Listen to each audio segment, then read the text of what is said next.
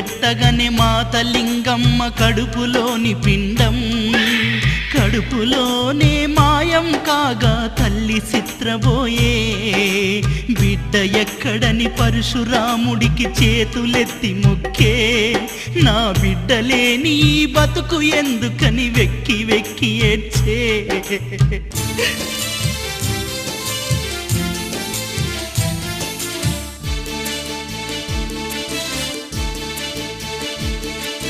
నా తల్లి జాడను నువ్వు చెప్పినవంటే నీ బిడ్డ ఏడుందో నేను చెప్తానమ్మా మాటిచ్చినానంటే తప్పేది లేదమ్మా